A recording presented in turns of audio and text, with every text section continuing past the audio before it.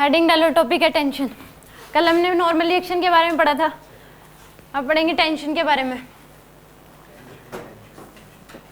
इसको इतने सिस्टमेटिक तरीके से कर रखा है कि आपको ये नहीं होगा कि ये हमें समझ नहीं आया, ये नहीं हुआ, क्योंकि मिक्स करके अगर पढ़ाने लग गए, मान लो स्टार्टिंग में ही सबको, टेंशन को भी, नॉर्मल रिएक्शन, फ्रिक्शन, सबको मिक्स कर दिया, तो उस केस में टफ होता है ये।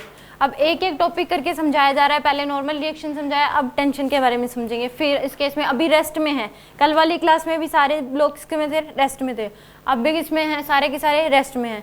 फिर आगे जब पढ़ेंगे तो ये एक्सेलेट भी करेंगे, एक्सेलेशन भी आएगा वहाँ पे। देखो इसमें टेंशन में यानी कि ब्लॉक दे दिया, यानी कि इस केस में स्ट्रिंग होगी, यानी कि देखो क्वेश्चन मान लो ये दे दिया आपको, या फिर एक सिंगल ब्लॉक दे रखा है,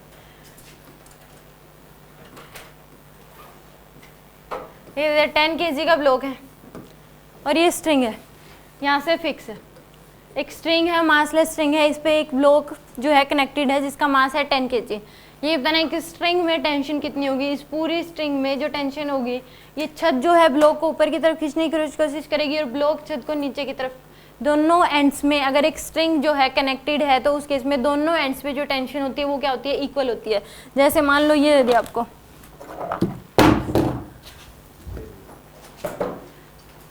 इस केस में मान लो ये दे रखा आपको, तो इस केस में अगर आप इसको खींचोगे, ये स्ट्रिंग है बीच में, अगर आप इसको खींचोगे तो इसमें क्या है, टेंशन प्रोड्यूस है। अगर मैं इसको छोड़ूंगी तो ये, इसमें देखोगे, अगर इसमें देखोगे तो क्या होगी,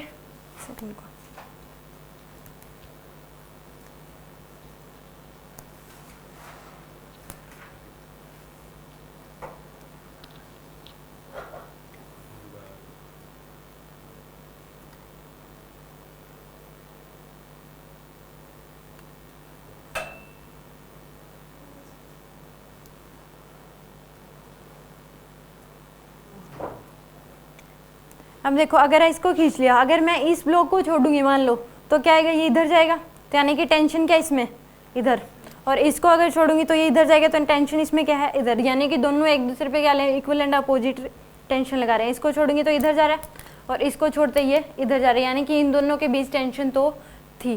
तो सेम इस केस में इस तरीके से यहाँ पे एक ब्लॉक है, मान लो ये स्ट्रिंग है, छत है, इससे फिक्स कर दिया, तो ये क्या करेगा, ये ऊपर की छोड़ूंगी तो ऊपर की तरफ जाएगा और ऊपर वाली छोड़ दूंगी तो नीचे की तरफ, तो यानी कि इसमें क्या है, टेंशन है एक दूसरे पे।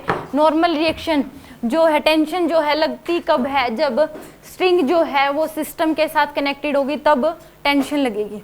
स्ट्रिंग जब क्या होगी, सिस्टम के साथ कनेक्ट, ऐसे ही अगर बिल्कुल स्ट्रिंग है, मतलब रस्सी है पड़ी हुई है, तो उसमें क्या स्ट्रिंग होगी, वो जब किसी सिस्टम के साथ कनेक्ट होगी तो उस केस में टेंशन लगेगी, इसमें टेंशन आएगी। यानी कि लगती कब है, टेंशन के बारे में अगर पढ़े, व्हेन कब लगेगी tension, when string is connected with system,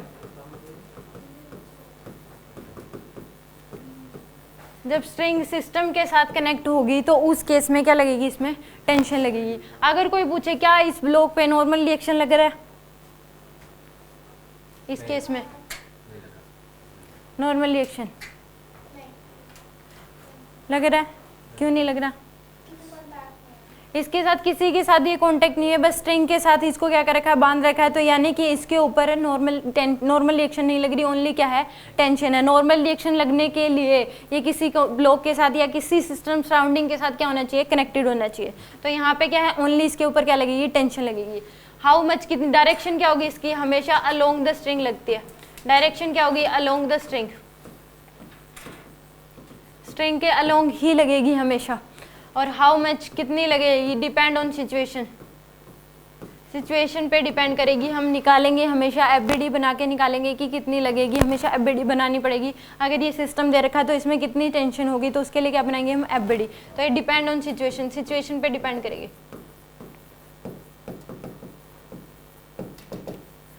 निकालने के लिए हमें एफबीडी बनानी पड़ेगी, यानी कि अलग अलग सिचुएशन के लिए अलग अलग टेंशन होगी। अब इस केस में इस स्ट्रिंग में कितनी टेंशन है, तो टी की वैल्यू, इसकी एफबीडी बनाओगे आप, किसकी एफबीडी बनाओगे, 10 kg के ब्लॉक की। तो इस केस में ऊपर की तरफ क्या लग रहा है, टेंशन, और नीचे क्या है, mg, तो टी इक्वल टू क्या आ जाएगा, mg के इक्वल, यानी कि टी इक्वल टू होगा 100 न्यूटन।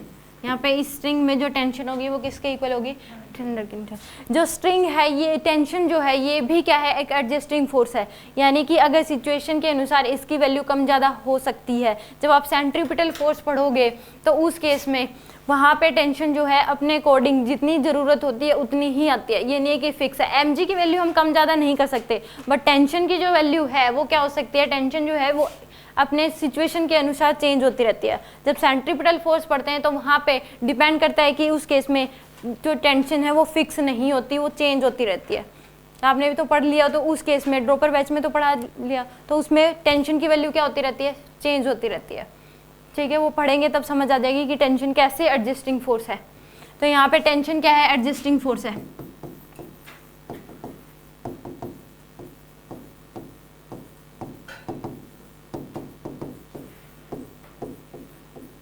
और it is a pulling force.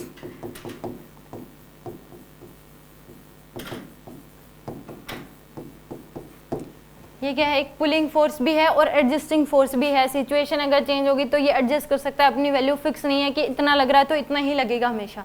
अपने सिचुएशन थोड़ी चेंज करी तो उसकी वैल्यू भी क्या हो जाएगी, चेंज हो जाएगी। और एक पुलिंग फोर्स है, यानी कि खिंचाव पैदा करता है। ठीक है, अब इसमें बताना है आपको टेंशन की वैल्यू क्या होगी इस क्वेश्चन में। स्ट्रिंग में, हर एक स्ट्रिंग में टेंशन की वैल्यू बतानी है, मतलब T1 की value,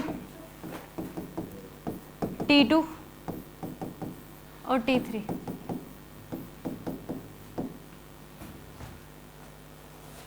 find T1, T2 and T3। अभी ये रेस्ट में है, कोई भी यहाँ पे एक सोल्यूशन नहीं है, सारे के सारे रेस्ट में मान के करने हैं आपको। ठीक है,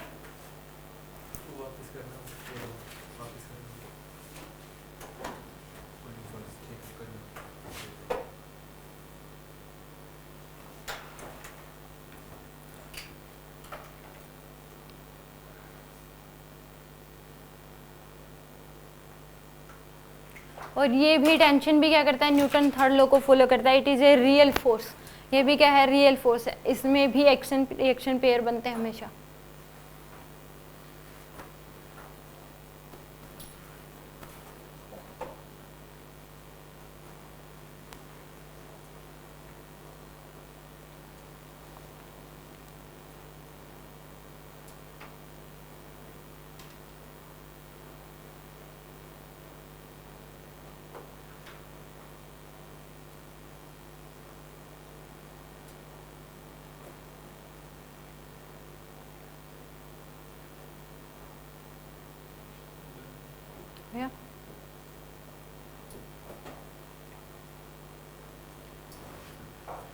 देखो, इसमें पहले इसकी एपीडी बनाओ 30 kg की, तो इसके ऊपर कितने फोर्स लग रहे हैं 30 kg पे,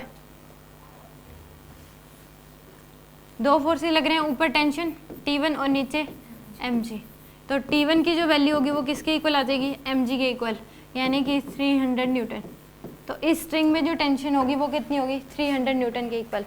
20 kg की अगर एपीडी बनाओगे तो इसके ऊपर कितने फोर्सेस लग रहे हैं 20 kg पे, 3 फोर्सेस लग रहे हैं। ऊपर की तरफ T2 और एक नीचे T1 और एक क्या लगेगा नीचे की तरफ mg। तो T2 की जो वैल्यू आएगी वो किसके इक्वल आ जाएगी, T1 प्लस में mg। तो T1 है हमारे पास 300 और mg की वैल्यू है 200, तो T2 की वैल्यू आ जाएगी 500 न्यूटन। अब 10 kg की एपीडी बनाओगे तो इसके ऊपर भी कितने फोर्सेस लग रहे हैं, 3 फोर्सेस लग रहे हैं, T3, T2 और mg। तो यहाँ पे इसकी एपीडी बनाओगे तो ऊपर की तरफ लग रहा है T3, नीचे लग रहा है T2 और mg। तो T3 की जो वैल्यू आएगी वो किसके इक्वल आ जाएगी, T2 प्लस में mg के इक्वल। T3 इक्वल टू होगा, T2 की वैल्यू है 500 प्लस mg की वैल्यू है 100, तो आ जाएगा आपके पास 600 न्यूटन के इक्वल। अगर ये पूछेगा कि छत है, यानी कि यहाँ पे इसकी एपीडी, छत की भी एपीडी बनाओगे तो यहाँ पे, तो उस केस में मास गिवन होना चाहिए, यानी कि इस स्ट्रिंग में टेंशन जो होगी इस एंड पे भी 600 न्यूटन की और इस एंड पे भी कितनी होगी, 600 न्यूटन की। ठीक है, एनी डाउट? हाँ, दोनों एंड्स पे सेम टेंशन होगी। तो स्ट्रिंग आपने चेंज कर दी, स्ट्रिंग तो मासलेस है, वो तो डिपेंड करता है कि आपने इसको कितना खींचा, मास अलग अलग है या नहीं। अब इसका मास चेंज कर दो, इस ब्लॉक का मास चेंज कर दिया आपने, इस स्ट्रिंग जो है इस सिस्टम के साथ कनेक्ट है तभी इसमें स्ट्रिंग में टेंशन आई है। तो इस केस में इसका मास 40 kg कर दो तो स्ट्रिंग में टेंशन अलग हो जाएगी। अब मान लो रस्सी फिक्स है, आप रस्सी को पकड़ के खींचते हैं या फिर रस्सी पे कोई पकड़ के चढ़ते हो ऊपर, आपने देखा हो तो उस केस में अगर पर्सन का मास चेंज होता जाएगा तो स्ट्रिंग में भी टेंशन क्या होती जाती है, चेंज होती जाती है, रस्सी में भी टेंशन आती है।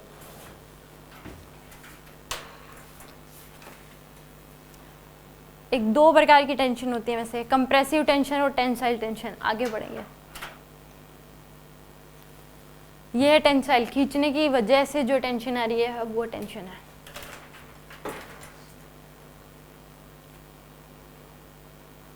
यहाँ तक कोई डाउट?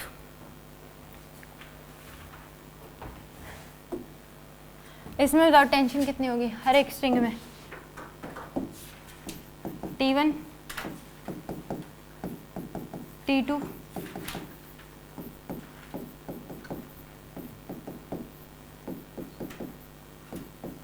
और T4।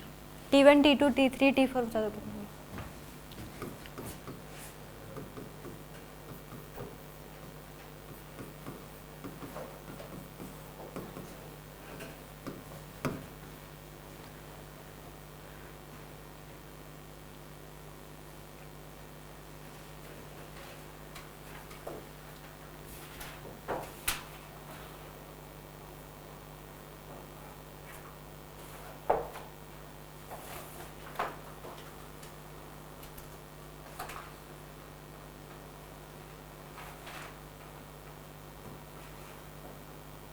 रोड जो होती है, रोड में दोनों टेंशन होती है, हो सकते हैं, कंप्रेसिव भी और टेंसाइल भी।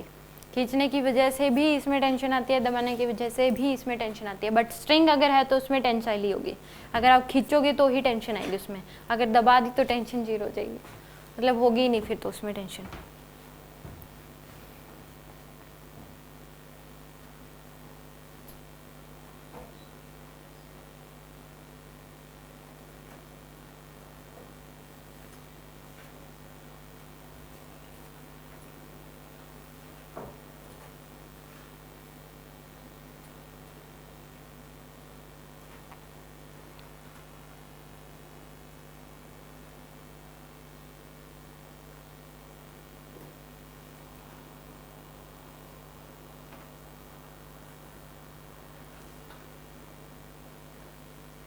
हो गया?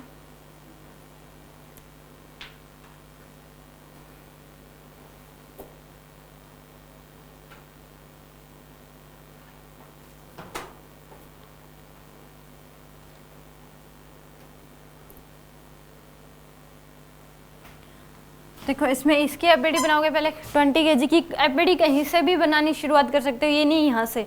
बट अगर इसकी एफबीडी बनाओगे तो T4 भी अननोन है, T3 भी अननोन है, इक्वेशन बन जाएगी। इसकी एफबीडी बनाओगे तो T3 भी अननोन है और T2 भी अननोन है। इसकी एफबीडी बनाओगे तो T2 और T1 दोनों अननोन है। तो हमें एक तो चाहिए जिसकी वैल्यू हमें पता हो। तो हमें शुरुआत अगर करनी है तो उस केस में हम यहाँ से करेंगे, तो हमें T1 की वैल्यू पता लग जाएगी, फिर उसकी बनाओगे तो T2 की, फिर T3 की और T4 की। ठीक है, शुरुआत आप ऊपर से भी कर सकते हो, नीचे से भी कर सकते हो, बट फिर इक्वेशन बनती जाएंगी अगर आप ऊपर से शुरुआत करोगे तो। ठीक है, तो यहाँ पे इसकी एफबीडी बनाओ।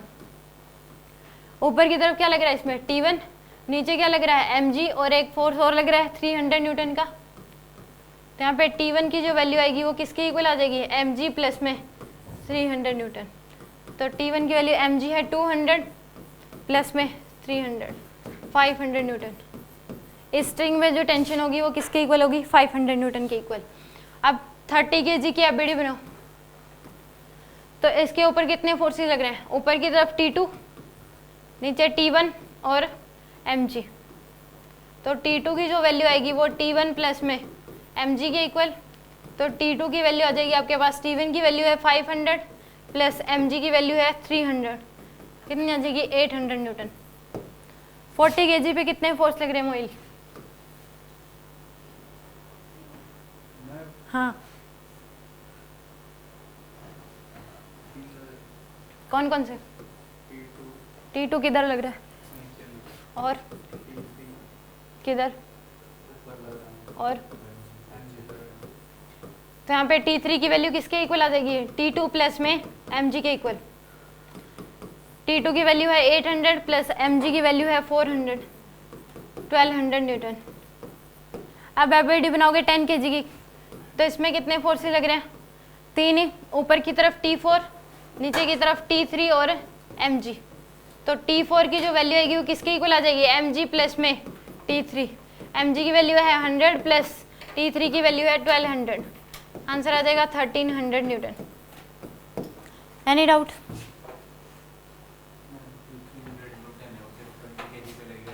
देखो इसका जो इफेक्ट है वो पूरे पे आ रहा है वैसे तो, बट आप इसका इफेक्ट जो है T1 में कंसीडर कर चुके। अगर आप वैसे देखो 300 नहीं लगता तो T1 की वैल्यू आती है mg के इक्वल, बट 300 का जो इफेक्ट है जितना भी सभी पे पड़ेगा वो आप T1 में कंसीडर कर चुके हो 300 न्यूटन। एक बार एक ही बार लिया जाता है, ये नहीं कि बार बार हर एक ब्लॉक में शो करोगे, क्योंकि T1 अगर वैसे देखो ये ना लगता तो इसके इक्वल आता है 200 के इक्वल, अब किसके इक्वल है 500, तो इसका जो इफेक्ट बाकी पे पड़ेगा वो आप कंसीडर कर चुके हो T1 में। अब इसके mg हम इसमें जो mg दिखाते हैं वो इसी का दिखाते हैं क्योंकि इसके ऊपर जो इफेक्ट पड़ेगा टेंशन पे वो इसके mg की वजह से पड़ रहा है जो टेंशन है। अब इसमें दिखा रहे हो तो इसका mg दिखा रहे हैं, बट जो इसकी वजह से जो मतलब इसकी वजह से इस स्ट्रिंग में जो फर्क पड़ रहा है वो हम T1 में कंसिडर कर चुके हैं। तो T1 में हम इसकी वजह से जो इफेक्ट पड़ेगा बाकी की स्ट्रिंग में वो भी हम कंसिडर कर चुके हैं, और इस 300 की वजह से भी जो इफेक्ट पड़ेगा वो भी हम T1 में कंसिडर कर चुके हैं। तो बार बार वही फोर्सेस नहीं दिखाते, एक ही बार लेते हैं। तो इसमें 200 की वजह से जो इफेक्ट पड़ेगा और 300 की वजह से जो इफेक्ट पड़ेगा बाकी के स्ट्रिंग में, तो वो हम कंसिडर कर चुके किसमें, T1 में। तो एक ही बार दिखाओगे आप 300 को। आगे समझो, इसमें बता दो, ये गिवन है कि दोनों ही स्ट्रिंग में टेंशन इक्वल है, सेम है दोनों स्ट्रिंग्स में, tension in both string will be same. इसमें भी T की टेंशन है और इसमें भी क्या है, T की टेंशन है।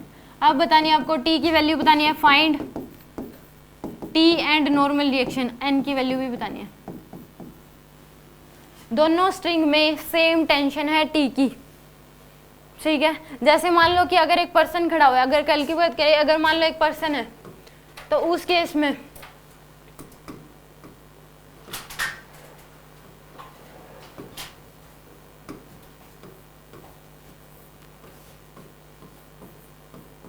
तो इस केस में अगर पर्सन जो है इक्विलिब्रियम में खड़ा हुआ है, दोनों पैर पे इक्वल वजन है, तो उस केस में नॉर्मल रिएक्शन की वैल्यू क्या होगी। तो इस केस में नॉर्मल रिएक्शन इसके पैर पे भी लगेगा और इस पैर पे भी लगेगा, और एक क्या लगेगा, इसका मास मान लो mg है, तो इसकी अगर पर्सन की एफबीडी बनाओगे तो इस केस में अगर इक्विलिब्रियम में खड़ा है कि इस पैर पे जितना वजन है इस पे भी उतना ही है, तो नॉर्मल रिएक्शन की जो वैल्यू आएगी वो कितनी आएगी, यहाँ पे ऊपर की तरफ लगेगा 2n और नीचे की तरफ क्या लगेगा, mg। तो n की वैल्यू आती है mg/2 के इक्वल। बट इस केस में भी अगर कोई कहे कि पर्सन अगर खड़ा हुआ है तो नॉर्मल रिएक्शन की वैल्यू कितनी होगी, तो उसके पैरों पे कितना नॉर्मल रिएक्शन लग रहा होगा, तो उस केस में डिपेंड करता है। अगर सामने वाला ये बोलता है कि दोनों पैर जो हैं इक्वल फोर्स है, उनके दोनों पे दोनों इक्वल वजन है, अगर इक्विलिब्रियम में खड़ा हुआ है वो, तो उस केस में नॉर्मल रिएक्शन की वैल्यू क्या आ जाएगी, mg/2। इस पैर पे भी mg/2 लगेगा, इस पे भी क्या लगेगा, mg/2। बट उस केस में अगर वो एक पैर पे ज्यादा वजन है एक पे कम है, तो उस केस में नॉर्मल रिएक्शन की वैल्यू क्या हो जाती है, चेंज हो जाती है। इस केस में भी गिवन है कि टेंशन की वैल्यू दोनों स्ट्रिंग में क्या है, इक्वल है, दोनों स्ट्रिंग में टेंशन क्या है, इक्वल। अगर ये सिचुएशन गिवन नहीं होगी तो आप निकाल नहीं सकते कि टेंशन कितनी होगी स्ट्रिंग में, क्योंकि फिर इसमें अलग आएगी, इसमें अलग हो सकती है, दोनों में अलग अलग टेंशन भी हो सकती है। क्या पता ये ब्लॉक इधर ज़्यादा शिफ्ट हो, इधर कम शिफ्ट हो, तो उस केस में ये वाला ब्लॉक इस स्ट्रिंग के साथ ज़्यादा हो और इसकी तरफ क्या हो, कम हो, तो इसमें क्या आएगी, ज़्यादा टेंशन आएगी, इसमें क्या आएगी, कम आएगी। तो उस केस में ये गिवन है कि दोनों ही स्ट्रिंग में टेंशन क्या है, इक्वल है। तो इस केस में T और N की वैल्यू बता दो क्या होगी। कुछ पूछना है, हो गया।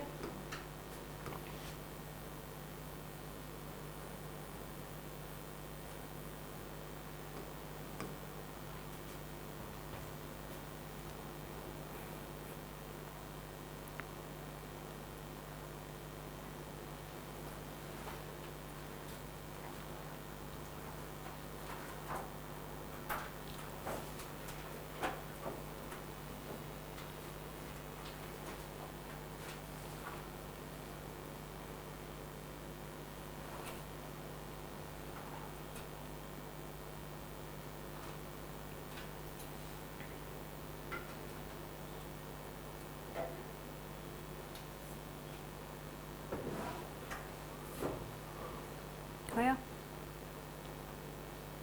कितने आ रहे नॉर्मल रिएक्शन की वैल्यू और टेंशन,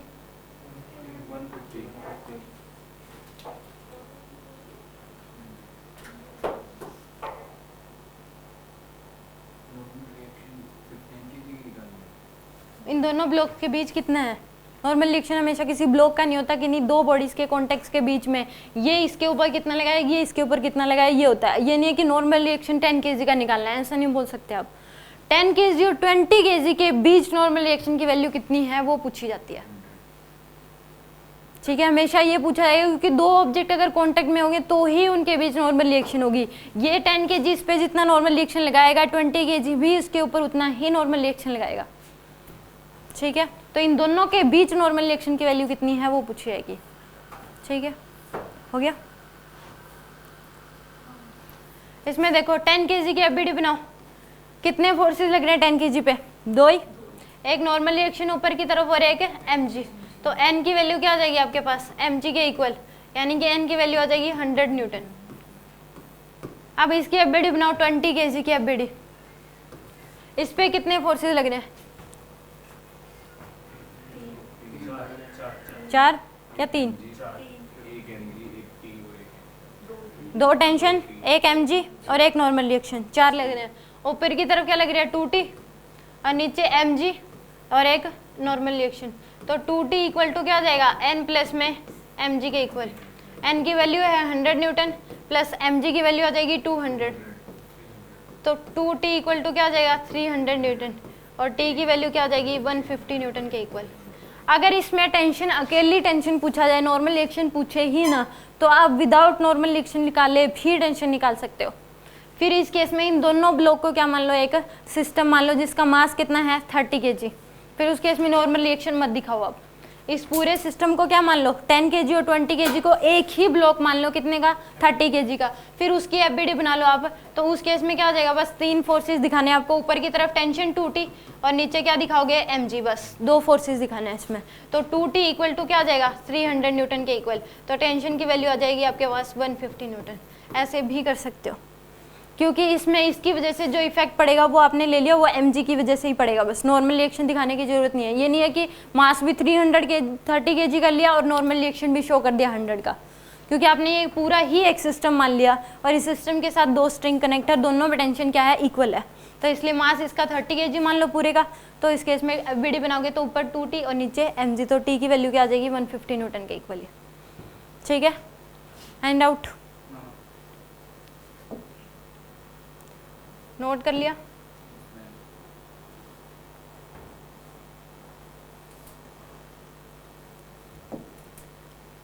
इसमें बता दो कितने नॉर्मल रिएक्शन होगा, यानी कि आपको बताना है दोनों स्ट्रिंग में टेंशन इक्वल ही है। n1 की वैल्यू बतानी है, n2 की वैल्यू बतानी है और टेंशन की वैल्यू बतानी है t की। t, n1 और n2 बता दो।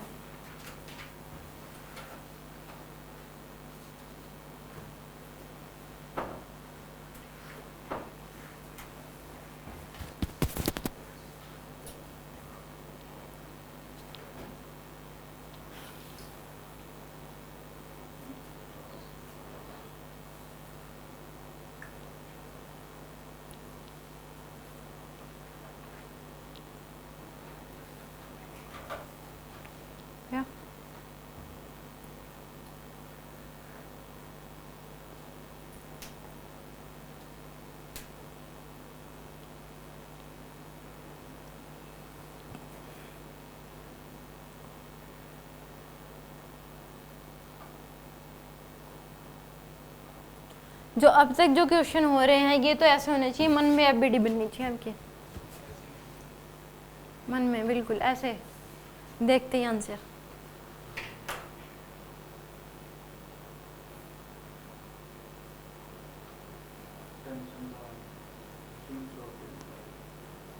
$300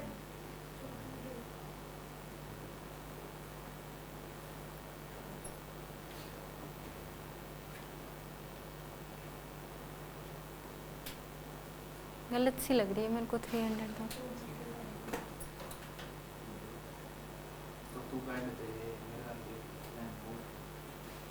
100 न्यूटन कौन दिखाएगा? 100 न्यूटन भी तो लग रहा है, फिर 300 आई है। इसकी एफबीडी बस इस ब्लॉक की एबीडी बना रहे हो तो इसके ऊपर टेंशन ऊपर नहीं है, दोनों की इकट्ठी वो तो छत के ऊपर है, दोनों की कैंसिल निकलेगी, वो मैम 600 निकलेगी इसको मिला के 100 न्यूटन को मिला के, तो एक की निकालेंगे तो 300 ही रहेगी, दोनों को मिला के 700 होगी।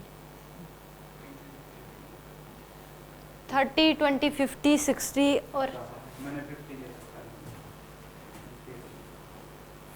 हो गया। कितना हो गया? देखो इसमें पहले नॉर्मल रिएक्शन लगा लो, 10 kg की एबीडी बना लो, इसके ऊपर जो फोर्स लग रहा है N1 लग रहा है बस, और नीचे क्या लग रहा है mg। तो N1 की जो वैल्यू आएगी वो किसके इक्वल आ जाएगी, mg के इक्वल, यानी कि N1 होगा किसके इक्वल, 100 न्यूटन के इक्वल। 20 kg की ये है, 10 kg और 20 kg की नॉर्मल रिएक्शन की वैल्यू है, दोनों के बीच नॉर्मल रिएक्शन कितना है, 100 न्यूटन के इक्वल। अब 20 kg की एबीडी बनाओगे तो उस केस में नॉर्मल रिएक्शन निकलेगा किसके बीच, 20 kg और 30 kg के बीच। तो इसके N1 नीचे की तरफ लग रहा है, इसके ऊपर N2 ऊपर लग रहा है, और ये क्या लग रहा है नीचे की तरफ, mg। तो N2 की जो वैल्यू आएगी वो किसके इक्वल आ जाएगी, N1 प्लस में mg के इक्वल। N1 की वैल्यू है 100 प्लस mg की वैल्यू है 200, तो किसके इक्वल आ जाएगी, 300 न्यूटन के इक्वल। N2 की वैल्यू आ जाएगी 300। अब इसकी एबीडी बना लो 30 kg की, तो इसके ऊपर कितने फोर्सेस लग रहे हैं 30 kg पे, 4।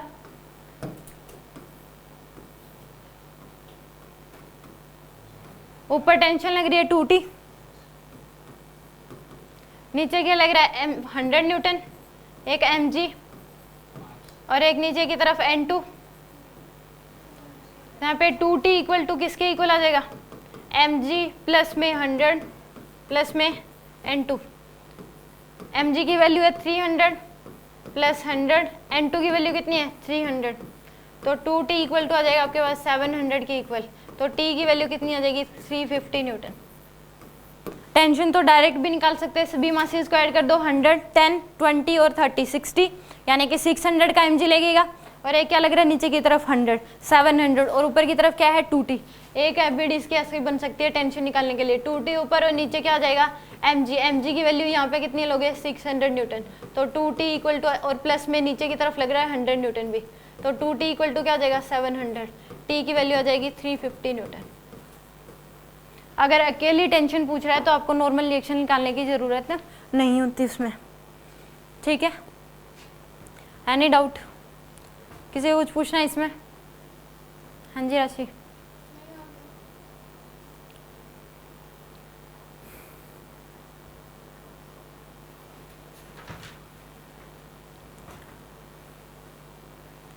आगे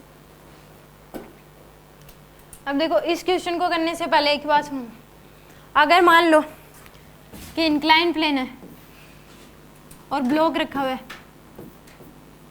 एम मास का ब्लॉक है, इंक्लाइन प्लेन दे रखा है, एम मास का ब्लॉक है, एंगल दे रखा है आपको ये थीटा, तो इस केस में mg जो लगेगा वो वर्टिकल डाउनवर्ड ही लगेगा। mg क्या लगेगा इसमें, वर्टिकल डाउनवर्ड, और mg के कंपोनेंट लिए जाएंगे इसमें, mg के क्या लोगे कंपोनेंट। इस केस में mg के कंपोनेंट आएंगे हमेशा परपेंडिकुलर टू इंक्लाइन प्लेन होगा mg cos theta, perpendicular to incline plane क्या होगा mg कोस थीटा, और अलोंग द इंक्लाइन प्लेन होगा mg sine theta. Perpendicular to incline plane क्या होगा mg कोस थीटा, और अलोंग द इंक्लाइन प्लेन क्या होगा mg साइन थीटा। mg तो हमेशा क्या लगेगा वर्टिकल डाउनवर्ड लगेगा। अगर मान लो कि ऐसे दे रखा आपको, ये एंगल दे रखा है थीटा, तो इस केस में मास है इसका mg, तो mg इधर लगेगा वर्टिकल डाउनवर्ड, तो इसके दो कंपोनेंट आएंगे, ये आएगा mg साइन थीटा और ये क्या आएगा mg कोस थीटा, ठीक है। अब ये कैसे आता है, ये mg साइन थीटा क्यों नहीं आता, ये mg साइन कोस थीटा क्यों नहीं आता, ऐसा ही क्यों होता है हमेशा। अलोंग द इंक्लाइन प्लेन क्या आएगा mg कोस थीटा, और सॉरी mg साइन थीटा, और परपेंडिकुलर टू इंक्लाइन प्लेन क्या आएगा mg कोस थीटा। अब देखो इस केस में इस लाइन के परपेंडिकुलर ये वाली लाइन है या नहीं है,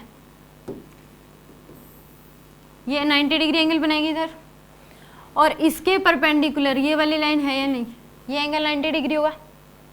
इसके परपेंडिकुलर ये mg वाली लाइन है, और इसके परपेंडिकुलर क्या है, ये mg कोस थीटा वाली लाइन है, तो इन दोनों के बीच जो एंगल है वो क्या है थीटा है, तो इनकी परपेंडिकुलर लाइनों के बीच का एंगल भी क्या होगा थीटा के इक्वल होता है। रूल होता है कि अगर दो लाइनों के बीच एंगल अगर थीटा है तो उनके परपेंडिकुलर लाइनों के बीच का एंगल भी क्या होगा, थीटा होगा।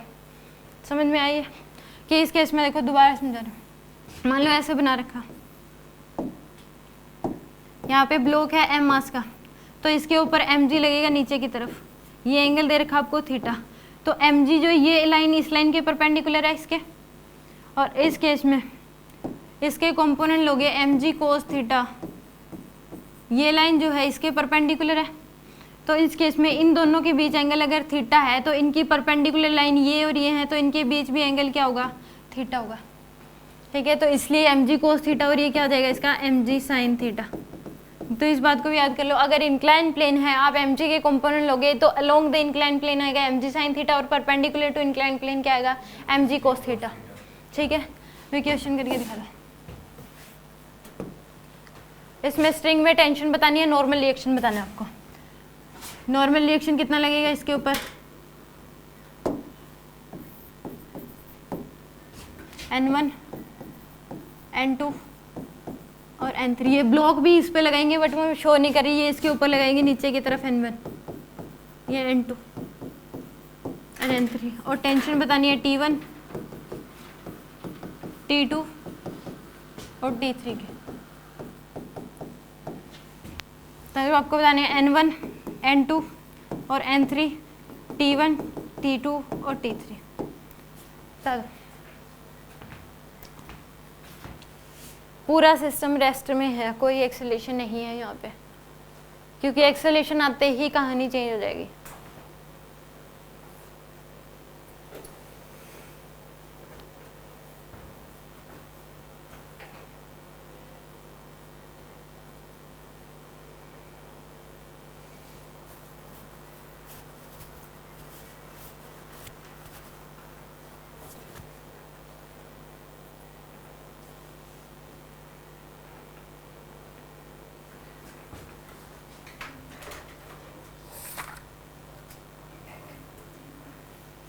और इसकी एफबीडी ऐसे नहीं बनाओगे,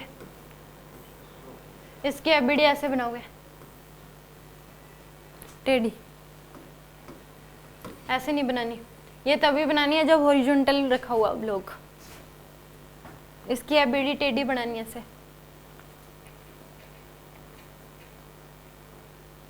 हाँ ऐसे बनानी है, ऐसे ऐसे ऐसे नहीं बनानी, ध्यान रखना इस बात का।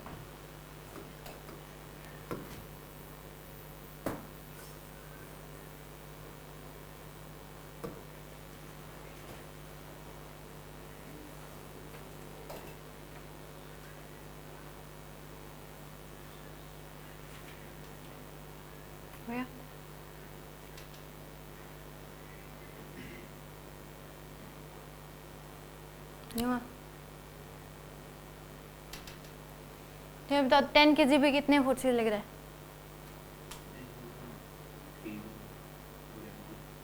बस 10 kg पे how many forces on 10 kg? N1 तो एक ही है 10 kg पे, दो नहीं है, क्योंकि एक इस वेज पे है, हमेशा एक ही लगता है। वेज ने इसके ऊपर लगाया N1 और ब्लॉक ने वेज पे लगाया है N1, तो ब्लॉक की अगर बात करिए तो एक ही बोलोगे, तीन ही। कौन कौन से? ठीक है, N1 T1 और क्या लगेगा इसमें, mg लगेगा। mg के कंपोनेंट ही हैं mg साइन थीटा और mg कोस थीटा, तो चार बोलोगे आप। ठीक है, तो इसके ऊपर कितने फोर्सेस लग रहे हैं, तीन ही फोर्सेस लग रहे हैं, एक N1 लग रहा है, एक टेंशन लग रहा है, और क्या लगेगी, mg लगेगा इसकी तरफ। तो mg के दो कंपोनेंट ले लोगे आप, इधर क्या आ जाएगा mg साइन थीटा और ये क्या आएगा mg कोस थीटा। mg तो इधर लगेगा, ठीक है। हाँ इसमें चार शो करोगे अगर वैसे बोला जाए, क्योंकि ये तो दोनों कंपोनेंट ही है, mg बोल दो या फिर दो बोल दो, mg साइन थीटा और mg कोस थीटा, क्योंकि इन दोनों का रिजल्टेंट तो mg है। तो इस केस में अगर 10 kg की एफबीडी आप बनाओगे तो इसमें ऊपर की तरफ क्या लग रहा है, नॉर्मल रिएक्शन N1 जो कि वेज ने लगाया ब्लॉक के ऊपर, और इधर क्या दिखाओगे mg साइन थीटा, और ऊपर क्या लग रहा है, टेंशन है T1 को, ये नीचे क्या है mg कोस थीटा। तो यहाँ पे नॉर्मल रिएक्शन N1 की वैल्यू आ जाएगी किसके इक्वल, mg कोस थीटा के इक्वल। मास है इसका 10, जी की वैल्यू है 10 इंटू में कोस 30 डिग्री √3/2 क्या आ जाएगा 50√3। N1 की वैल्यू किसके इक्वल आ जाएगी 50√3 न्यूटन, और T1 की वैल्यू किसके इक्वल आ जाएगी mg sin थीटा के इक्वल। मास है 10 इंटू में 10, 100 इंटू में sin 30 डिग्री 1/2 कितना आ जाएगा 50 न्यूटन। T1 की वैल्यू 50 न्यूटन और N1 की वैल्यू कितनी आ जाएगी 50√3। अब एफबीडी बनाओगे किसकी 20 kg की, तो इसके ऊपर कितने फोर्स लग रहे हैं, इधर लग रहा है T1, ऊपर क्या लग रहा है T2, और एक लग रहा है इधर N2, और नीचे लग रहा है mg cos थीटा, और एक इधर लगेगा mg sin थीटा। इस पे भी mg के अलग अलग कंपोनेंट दिखाओगे आप, इधर क्या लगेगा इसमें mg sin थीटा, और नीचे की तरफ लगेगा mg cos थीटा। तो इसके ऊपर जो फोर्स लग रहे हैं T2, T1, N2 और mg cos थीटा।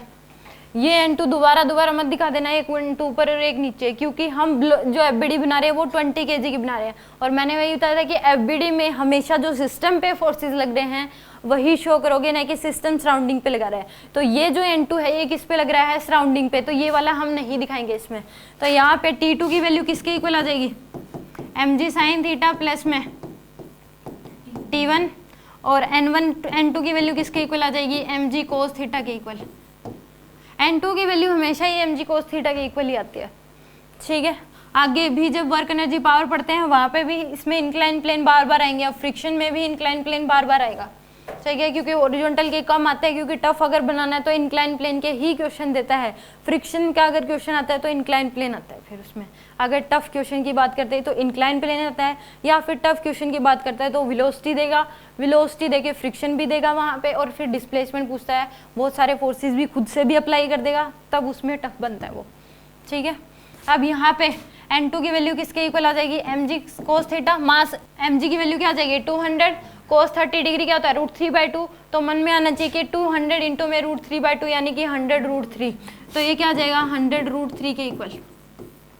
और T2 की वैल्यू mg sin थीटा की वैल्यू क्या हो जाएगी, mg की वैल्यू है 200, sin 30 डिग्री क्या होता है 1/2, तो यानी कि 100 mg sin थीटा की वैल्यू क्या हो जाएगी 100 के इक्वल, प्लस में T1 की वैल्यू किसके इक्वल है 50 के इक्वल, तो ये आ जाएगी पास mg की वैल्यू है 100 प्लस में 50, तो आ जाएगा 150 न्यूटन। आगे समझ, क्योंकि कंपोनेंट लेना जब वेक्टर की क्लास हुई थी तो ये बोला गया था कि कंपोनेंट तो मन में लेने आना चाहिए, सोल्व करके सीधा लिखो उसमें, ताकि आपका टाइम बचे। अब इसके एफबीडी बना लो 30 kg की एफबीडी अगर बनाओगे तो इसके ऊपर जो फोर्सेस लग रहे हैं N3 ऊपर की तरफ, नीचे लगेगा mg cos थीटा, इधर लगेगा T2 और mg sin थीटा, और ऊपर की तरफ लग जाएगा T3, तो T3 की वैल्यू आ जाएगी mg sin थीटा प्लस में T2, तो mg sin थीटा की वैल्यू क्या आ जाएगी mg की वैल्यू 300 sin 30 डिग्री 1/2 यानी कि 150, तो आ जाएगा 150 प्लस में T2 की वैल्यू है 150, तो 300 न्यूटन। और N3 की वैल्यू क्या आ जाएगी mg cos थीटा की इक्वल, mg की वैल्यू 300 और cos 30 √3/2 यानी कि 150√3, और √3 की वैल्यू भी पता होनी चाहिए 1.73, और √2 की 1.414, 73 होती है शायद, 73 आगे भी होती है, तो इसलिए राउंड ऑफ करके शायद 1.73 ही लेते हैं, मैंने तो हर जगह देखा है, सर्च भी कर लेते हैं।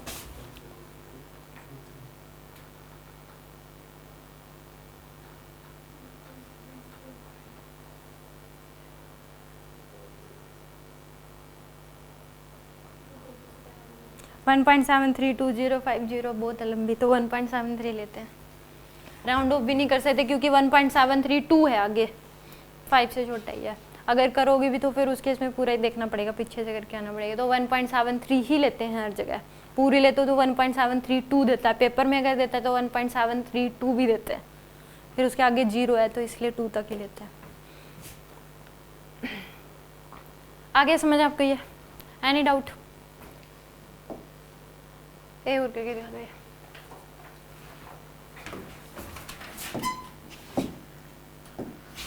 इसमें बताने आपको T1 T2 T3 N1 N2 N3 और N4।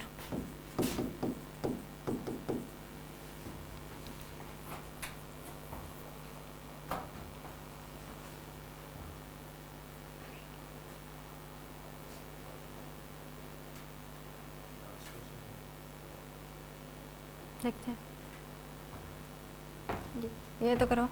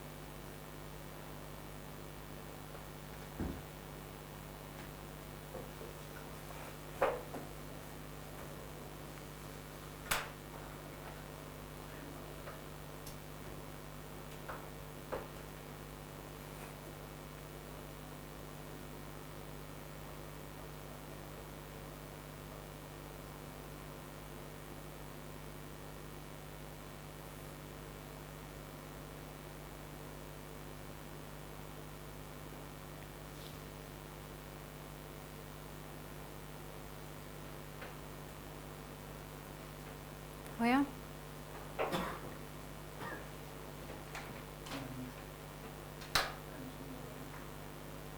हो गया?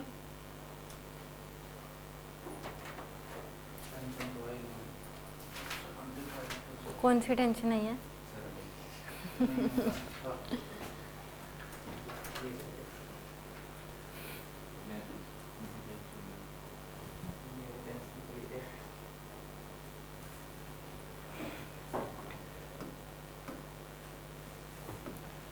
इसमें 10 kg की एफबीडी बनाओ, कितने फोर्सेस लग रहे हैं इस पे?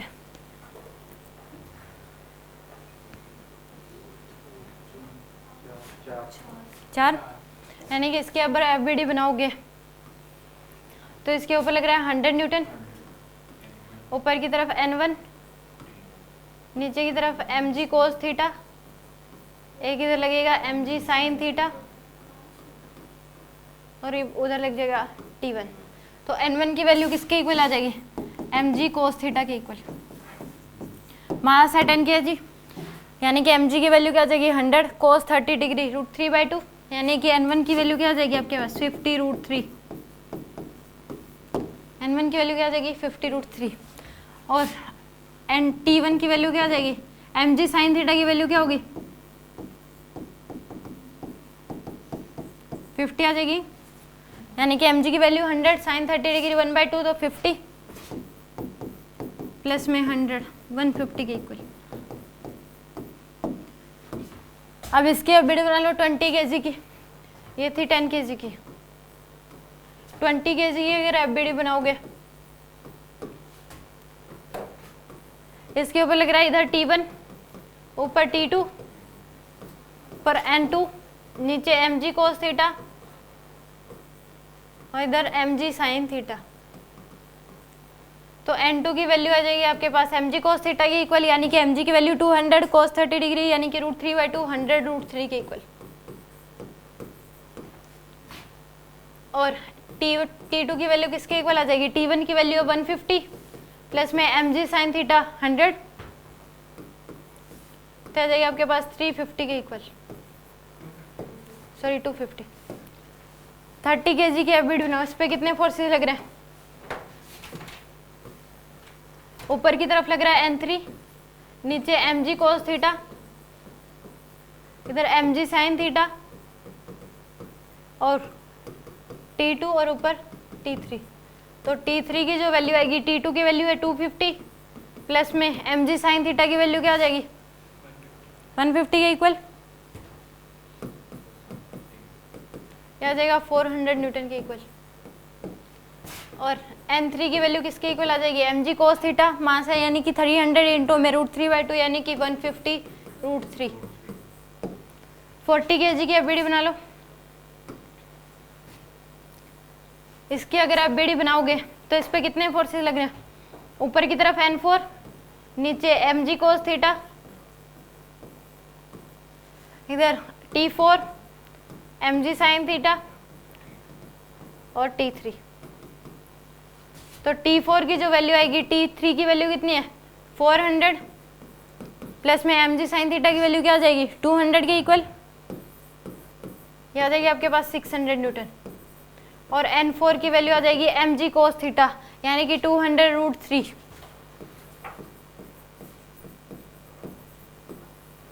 Any doubt? कुछ पूछना है इसमें?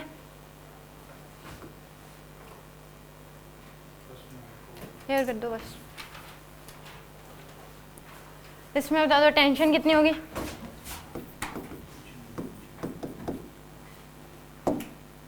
और नॉर्मल रिएक्शन N1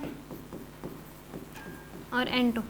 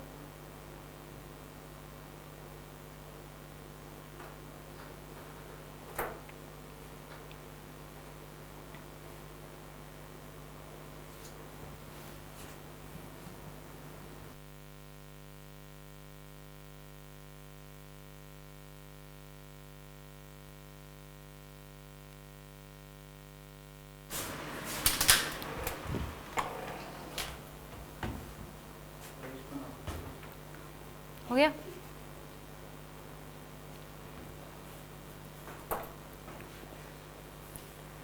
देखो इसमें टेंशन निकालने के लिए नॉर्मल रिएक्शन की तो जरूरत है नहीं, बट इस केस में नॉर्मल रिएक्शन पूछा है तो 10 kg की एफबीडी बना लो।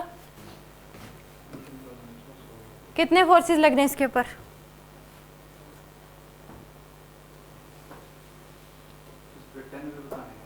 यस 10 पे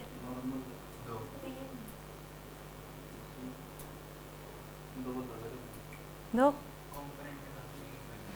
तो इधर आ जाएगा कितना? N2 और इधर आ जाएगा mg sin थीटा। अगर ऊपर की तरफ एक नॉर्मल रिएक्शन ये भी लगेगा तो एक नॉर्मल रिएक्शन इधर ये भी लगा रहा होगा इसके ऊपर, वो मैंने शो नहीं करा, बस मैंने इन दोनों के बीच पूछा था 20 और 10 kg के बीच। तो इस केस में वैसे अगर पूछ लिया कितने फोर्स लगेंगे तो एक लगेगा N2 ये, एक ये लगेगा, दो नॉर्मल रिएक्शन लगेंगे, एक mg sin थीटा, एक mg cos थीटा या फिर mg बोल दो। तो यहाँ पे N2 की जो वैल्यू आएगी वो किसके इक्वल आ जाएगी? mg sin थीटा के इक्वल। mg की वैल्यू यानी कि 100 इंटू में साइन 30 डिग्री तो 50 न्यूटन आ जाएगा। N2 की वैल्यू किसके इक्वल आ जाएगी? 50 न्यूटन के इक्वल। अगर यहाँ पे ऐसे N2 की वैल्यू पूछता कि वेज कितना लगाएगा 10 kg पे तो वो क्या था? mg cos थीटा के इक्वल आ जाता। ठीक है, अब इसकी एफबीडी बना लो 20 kg की। तो इसमें नीचे की तरफ क्या लग रहा है? N2, ऊपर क्या लग रहा है? N1। तो N और एक mg साइन थीटा।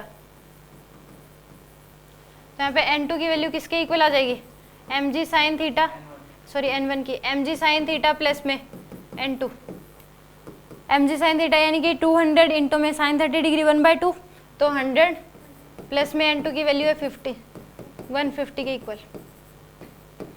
आप इसकी एफबीडी बना लो 30 kg की, तो इसकी अगर एफबीडी बनाओगे तो इसके ऊपर ऊपर की तरफ क्या लग रहा है, नीचे की तरफ लग रहा है n1 और ऊपर की तरफ टेंशन और नीचे mg साइन थीटा। तो टेंशन की वैल्यू किसके इक्वल आ जाएगी, n1 प्लस में mg साइन थीटा।